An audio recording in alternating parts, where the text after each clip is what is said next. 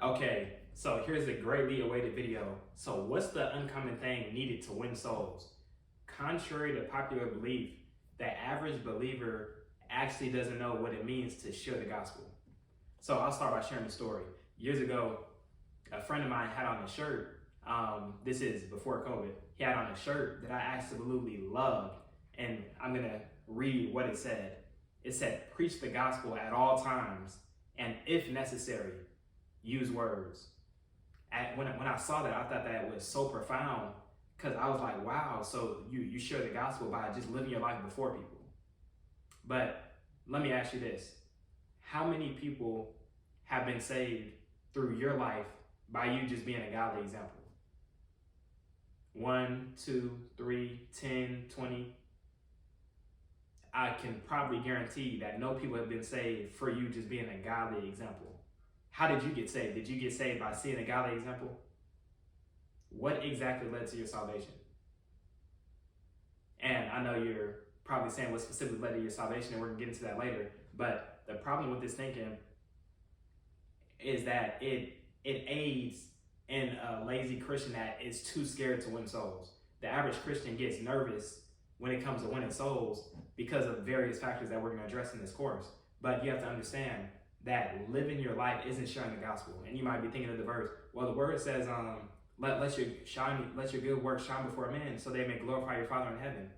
That's good, but glorifying your Father in heaven doesn't mean salvation. People can glorify God, but still find themselves in hell. You can give money to someone on the street and they say, "Thank you, God, bless God," but they're still not saved. So doing good works alone doesn't call, and it even talks about in 2 Corinthians how when you give to people, they'll glorify God and they'll thank God. It brings thanksgiving to God. That's good, but that's a step to salvation. That alone doesn't cause salvation. So let's see what Jesus says about this in Matthew 10:7. And if anyone knew how to preach the gospel, it would be Jesus. Matthew 10:7. He said, "As you go, preach, saying, the kingdom of heaven is at hand." So what is Jesus saying? He's saying preaching or proclaiming is actually saying something. It's not just living your life. Jesus didn't just live his life. He did that as well, but he specifically had conversations with people about what his cause was. So a specific conversation needs to be had. The mindset that, oh, I can just live my life is one, a lazy Christian mindset, but two, the root of it is fear. Because if you ask the same person that said that, when's the last time you went and witness, or do you want to go and witness? They'll be scared because they haven't developed the wisdom required for winning souls. So they hide behind the, oh, I'm just living my life, and people's going to see that when the Bible never says that. So Ecclesiastes 8:1, remember the root of not sharing the gospel is fear. Ecclesiastes 8:1 says, who is as the wise man, and who knoweth the interpretation of the thing? A man's wisdom makes his face to shine, and the boldness of his face shall be changed. So why did I share this verse? This verse is showing that it's wisdom that gives you boldness. If you're scared to share the gospel, it's because there's a lack of wisdom inside of you, and that's why we're training you here. By the end of this course, you're going to know exactly what to say, exactly who to share with, exactly how to share in a way that would compel them to give their lives, and exactly how to finish that transaction to make sure their souls are in the hand of Jesus. So remember, wisdom causes a man's face to shine and makes the boldness of his face to change. So when you're full of the wisdom of God, it's impossible to be a coward or to be fearful. So it all goes back to the root of winning souls. All goes back to the root of wisdom. So a wise man is bold by the reason of his wisdom. So for example, if you're an adult watching this, or maybe even if you're a teenager, if a kid was crying because his shoes wasn't tied and he was yelling and screaming, what would you likely say? Come here, I'll tie your shoes for you. No fear in you at all. Why? Because you know that you have the wisdom to get the result that you're looking for, that you desire, which is a tied shoe. With mastery, you can do that again and again and again and again, and no fear will be present because the wisdom is there and you've mastered it. It's the same thing that happens when you master winning souls. No fear is present because you know exactly what to do.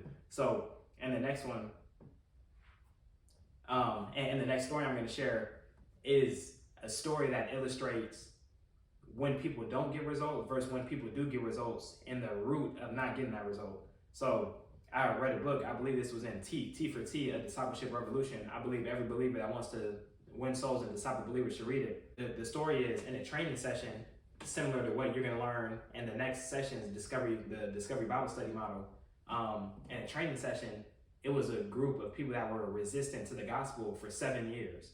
So in an area, they had been sharing the gospel or wanting to get people saved for 7 years with little to no results.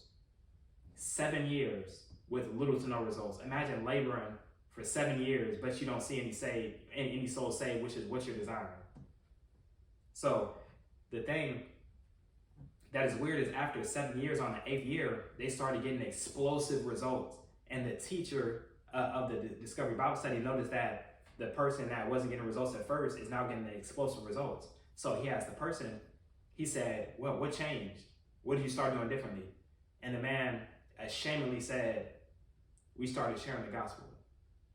And the teacher was confused. He said, you started sharing the gospel? What do you mean you started sharing the gospel? And again, ashamed, the man hanged his head low and said, we started sharing the gospel. He said, for the previous 7 years, we brought the lie that we have to build a relationship first, and then we will lead to sharing the gospel. He said, but whenever that time came, we would get nervous to share the gospel because we didn't want to be rejected or we didn't want to hurt the friendship. So he said for 7 years, we never directly shared the gospel. And then after the 8th year, the majority, and remember these are unsaved people, after the 8th year, the majority of the people that they decided to just be upfront and share the gospel with denied. But they moved on and began to have direct conversations that led to people getting saved. And they began to use that to filter who they built their relationships with. So why am I sharing this story with you? This is showing that building a relationship isn't sharing the gospel. People don't give their life to God because they have a relationship with you. They give their life to God because the Father is drawing them, like we talked about earlier. So you have to get past the mindset of, I'm just going to be friends, we're going to slowly build a relationship. What happens if in the midst of you building a relationship, they get hit by a bus, or they have a heart attack, or they have a stroke and they die? You didn't do your job by giving them a specific choice to accept or deny Jesus. So another colleague or a successful trainer said, let me look at the quote. We sift for potential converts and disciples by using the gospel. So you don't decide who you don't build a relationship and then at the end find a way to weasel in the gospel. You share the gospel up front and use that to determine who you're going to build a relationship with. It's counterintuitive thinking. Another colleague who has seen a lot of souls come to Christ, he was asked, who do you find to be the most responsive to the gospel? And he said something humorous, but it made sense. He said, those that I share the gospel with are the most responsive. He said 100% of the people that I don't share the gospel with don't respond. So what is this saying? You have to have a direct conversation that's sharing the gospel. That's the point. So the point is to share the gospel. You have to have two foundations. And the one mentioned in the first video, understanding that evangelism is solely for the purpose of getting people saved. And then the second one is understanding that the gospel, to share the gospel, you have to verbally express, and we're going to teach you how that looks, but you have to verbally express the gospel with a specific call to action so they have the opportunity to either accept or deny Jesus. It's that simple. If you haven't given someone the opportunity to accept or deny Jesus, you haven't truly shared the gospel. Saying, Jesus loves you, be blessed, or God bless you, and then walking away, that's not sharing the gospel. It's planting the seed, which again isn't the purpose of evangelism, and planting the seed alone doesn't lead to salvation. Remember, if you look at it from a farmer's perspective, the parable of the sower in Mark 4, he said the kingdom is like a farmer who sows seed. So if you look at it from a farmer's perspective, he can sow the seed he wants, but if he doesn't have the ability to reap the harvest, if he doesn't have the tools, if he doesn't have the knowledge, if he doesn't have the wisdom, all that seed sown is going to be in vain, because even if the fruit is ready to be reaped, he can't reap it. So it's that simple. So in the next video, we're going to give you the steps on how to get one saved, and that's going to be extremely quick and easy, but we're going to give you the steps on how to actually get someone saved. See you in that next video.